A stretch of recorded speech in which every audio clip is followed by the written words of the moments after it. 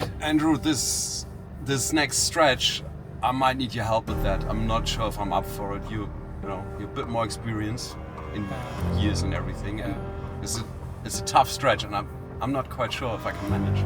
Would you take over the steering? Yeah, look, I think I'm up for it. I mean, I think it's good for me. I'll relax. I'll be okay.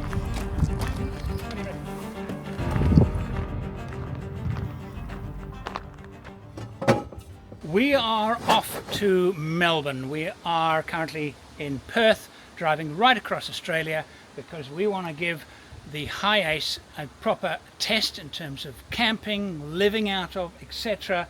But also, more importantly, the 48-volt system. Alright, the important part is that it's wedged in.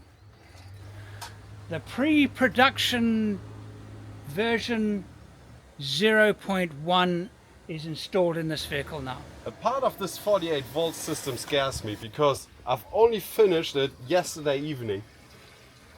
I finished the install, the testing, and overall I had 2.5 days to install it.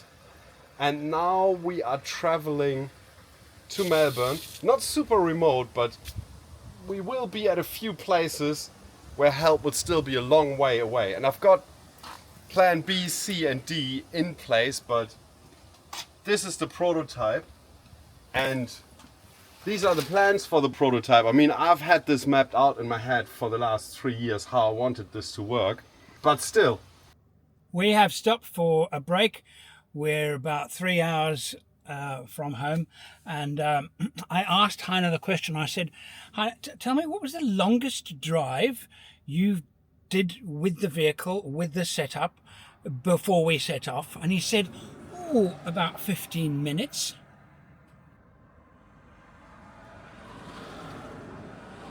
And the thing is that this is complicated. You would think it's easy as putting a 48-volt alternator and then have a converter to convert it to 12 volts so it can run the car. No, not even close to that. It's complicated, and a lot of it is actually going way over my head. I have to trust that he knows what he's doing. The sun is setting, and what's everything looking like there, Maestro? What are you looking at? You've got a camera pointing at you there. So yeah. Tell me what's going on.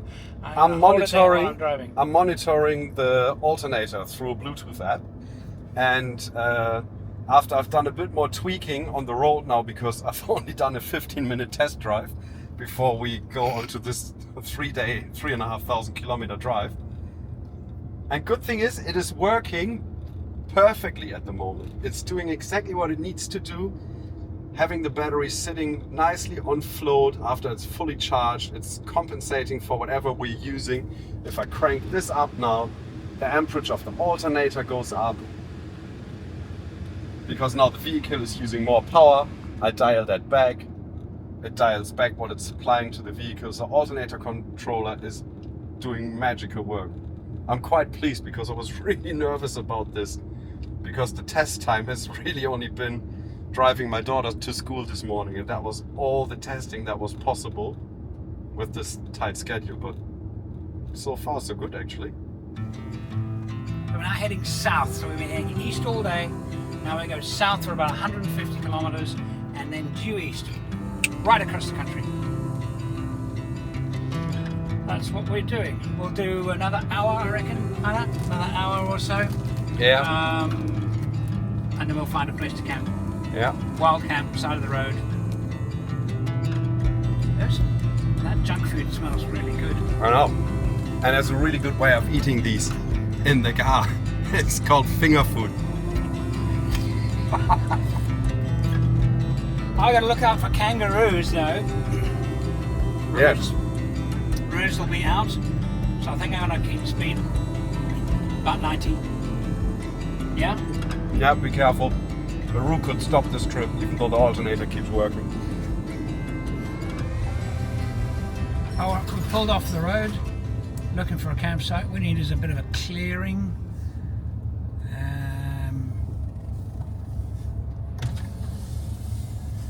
Bound to find one soon. Scrapey, scrapey. It's not bad. Right here, actually.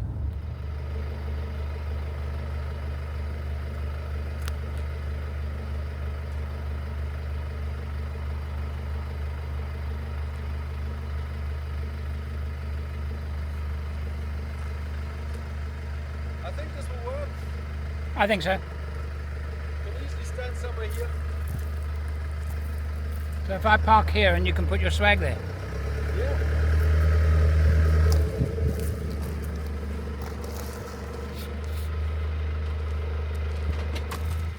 Cool, cool, cool.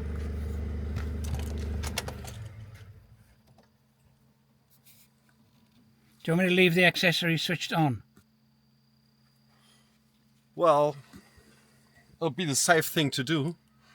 Because if we leave the accessories switched on, we can keep all the lights on in the car.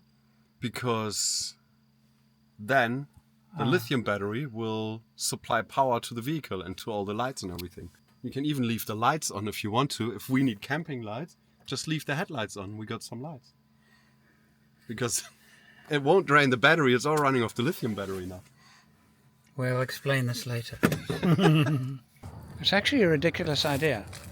That by leaving the car's lights on, it's switched on accessories with all the lights on, we are now not draining the car's battery, we are draining the 48 volt battery. Yeah, and So no matter how long we do this, the car will always start until the 48 volt battery is dead. yes, only then will it start to use the start battery. But right now, it is almost like the alternator for the 12 volt system is still spinning because the 48 to 12 volt converter is still switched on and is feeding up to 100 amps into the vehicle battery system. This is weird. It's this thing here. Because we can even see, look, the vehicle, the way it is using 320 watt. 330. But all of that is coming out of that, through that. It's magic. It's all magical. Right, how did you sleep? Not a lot. Not a lot. Not a lot. Me. Right. Rough. I'm reminded of a good friend of mine. I haven't seen him in years, but we used to camp when we were kids, and he came up with a perfect expression. And those of you in South Africa will appreciate this more. Waking up in the morning and having that feeling that a Basotho horseman spent the night in your mouth but left his blanket behind.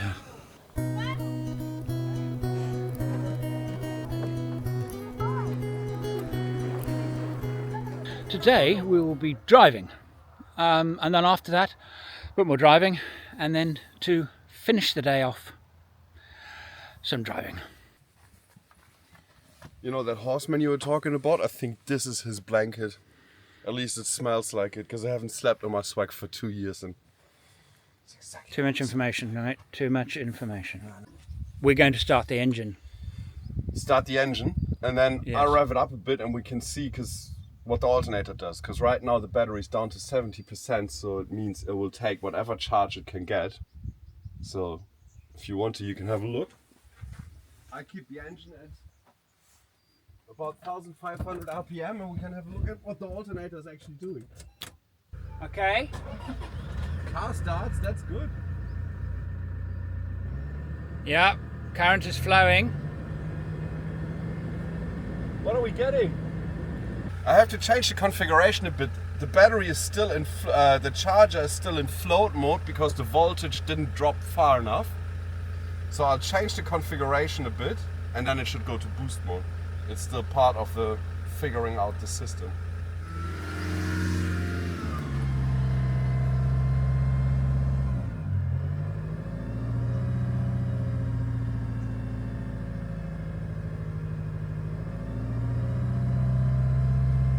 $2,000 watts, 2,700 watts. That's 1,200. So this is just 1,200 RPM. The battery will be full in no time. Like, we're charging about 2.5 kilowatts into the battery. Yeah.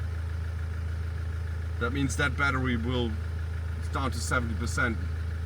20 minutes, it'll be full again. Right. A busy, bustling Friday morning in Norseman. Norseman is the town where we've now travelled a little bit south, and we're heading east, and we go east, east, east, east, east, east forever until we drop off the edge of the world. That's how far we've got to do in the next 2 days. Right. Coffee.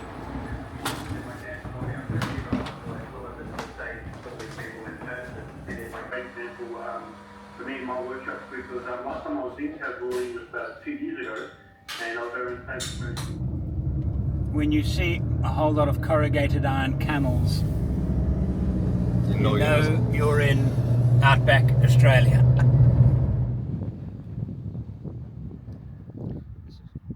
This is the 4th time I have driven this piece of road. It is not the longest road in the world by quite a large margin, actually. If you Google world's longest road, this barely makes the top 5. This is Cocklebiddy Roadhouse. Now for the only in Australia moment.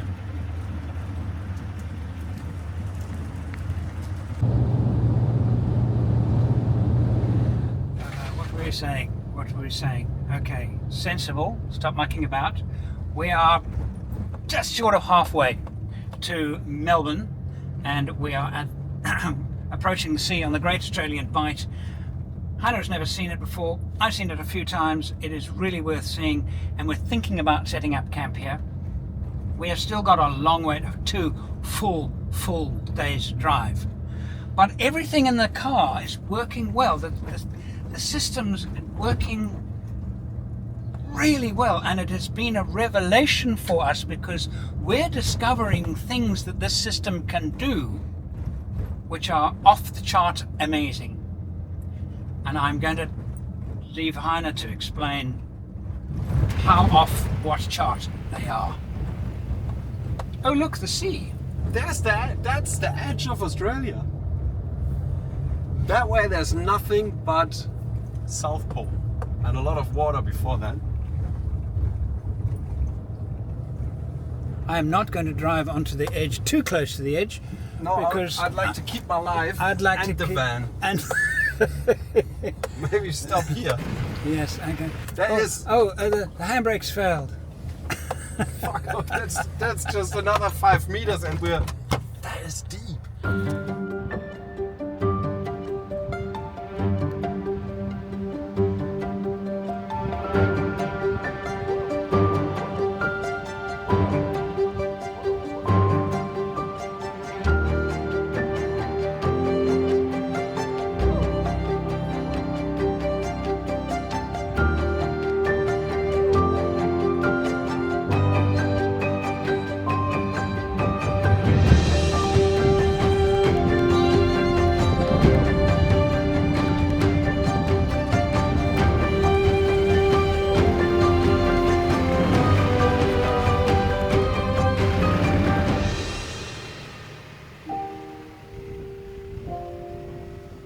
We have pulled over at a little motel. We had hit a lot of rain on the road, and neither of us felt like camping in horrible weather. But now I'm going to do a little bit of a rant. Little one, just a little one. It's a good rant, it's a very positive rant actually. It's about a product that I absolutely love. So, right, now, this here. That is a goulash, and Gwyn made this goulash, and Gwyn makes a marvellous goulash, absolutely marvellous goulash. So I'm now cooking it on the little gas cooker, and I need to turn it down a little bit because it's gonna burn that thing. Come and turn it down. There you go. There you go. There you go. Now, if I had had a travel buddy, I would have put this meal in there an hour ago, and it would be ready to eat with no effort. I wouldn't have needed to have got a gas stove out, just slide it in, turn it up,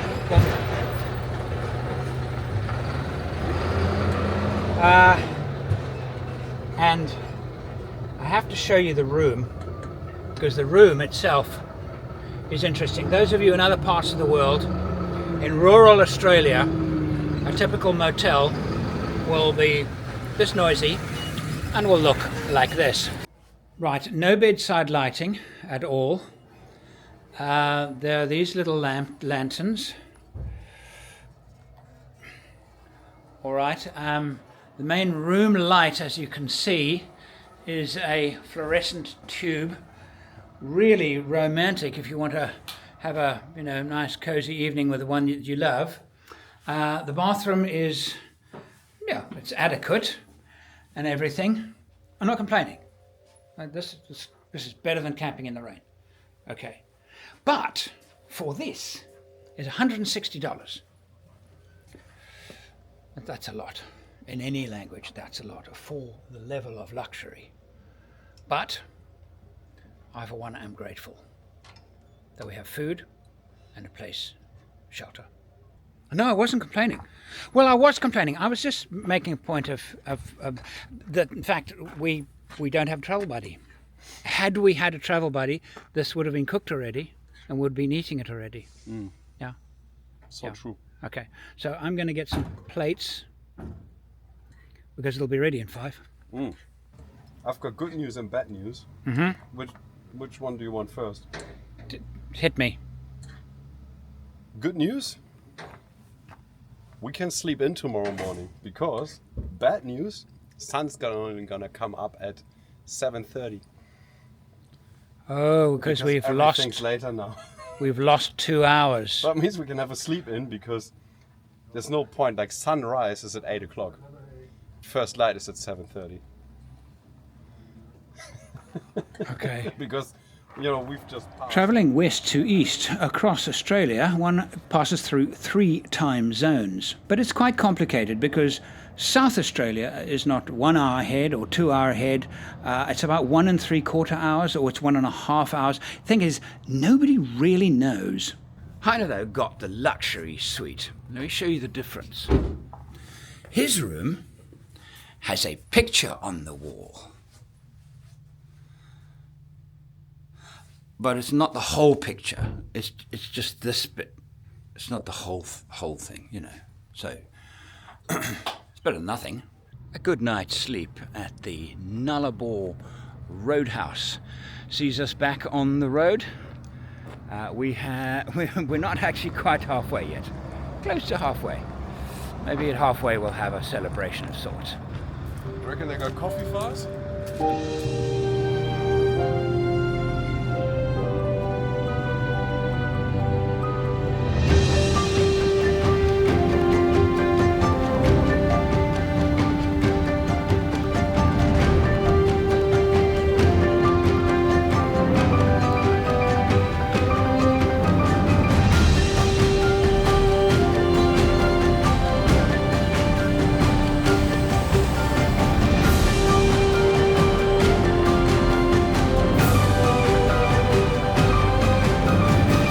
What's going on?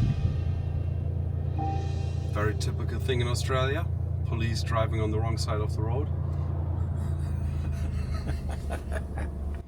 I think there's something big coming. I think the tubs that we saw before? I think this is the bit where the big tub goes onto. Wow, that's actually really big. There was nothing to do with the car this morning. You've got the setup working really well. I think it is now, yeah. I had to learn that what they call a float stage and a post-float stage and an overcharge stage and an acceptance stage and a ramp stage and a bulk charge. That controller for the alternator has got so many different charge stages, and you have to learn how to use them properly. And I've figured out now how to program them so the car doesn't go into an overcharge mode, and it seems to be going all right now. It's good because that will be a fallback stage when the CAN communication to the batteries in the future stops working. So it's foolproofing the system to have a fallback in the future in case, you know, the system that we're planning is interrupted for some reasons. Then we got redundancies built into the system. That's part of the prototyping process that we're doing at the moment. Sit rep, please, Heiner. The what? Sit rep? You have to forgive him, he's German, he doesn't know what I'm talking about. I've got absolutely no idea what you're talking about. Okay, situation report, sit rep. Situation. Have you never watched a military movie and you stop saluting? He doesn't know what I'm talking about. So we've been a long drive today, really long drive. We're heading to a place called World's End. And it's if you look on the map, it's quite easy to see because the map stops there, there's nothing else.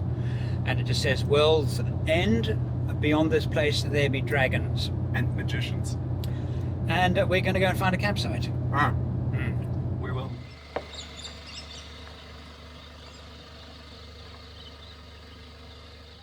I've left accessories on.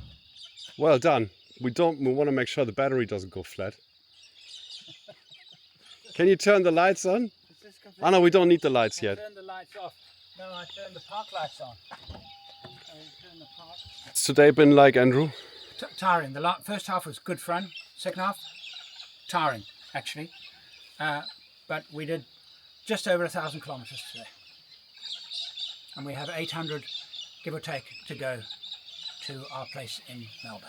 What I would like to do now is mention the High Ace in terms of a long-range touring car when compared directly with Troop Carrier.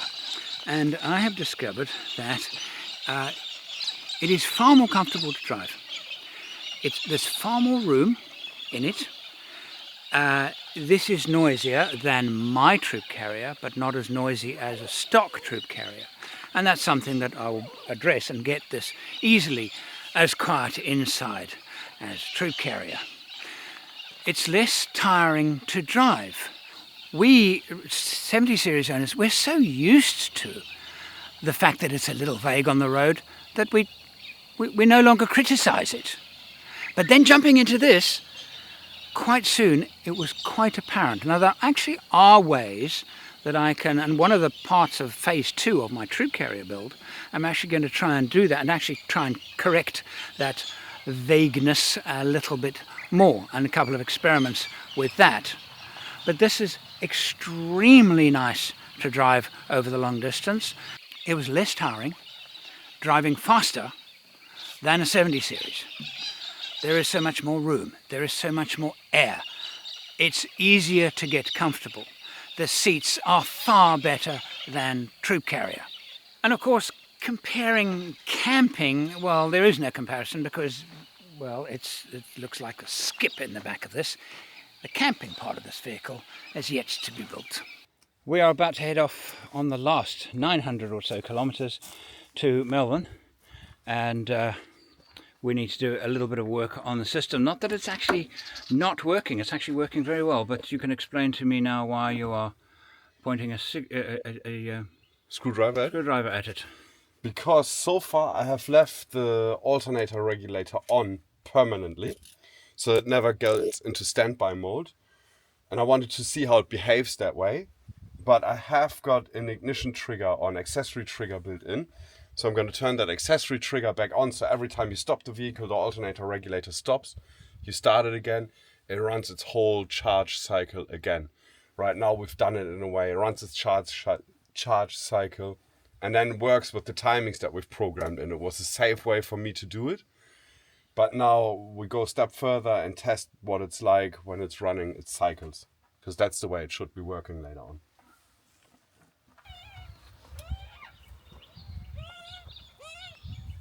Sorry, mate. I know you're waiting for us to have breakfast, but we're on our way now. Got a long way to go, so you'll have to wait for the next campers to come by to have your brekkie. They understood. You noticed that? They understood exactly what I was saying. Magpies are incredibly intelligent birds, and at least as intelligent as crows and ravens, and maybe more so. They've got the intelligence of a 5-year-old kid. 5-year-old. 5-year-old. But I've never seen a magpie have a tantrum and stomp its feet on the ground and refuse to eat or go to school.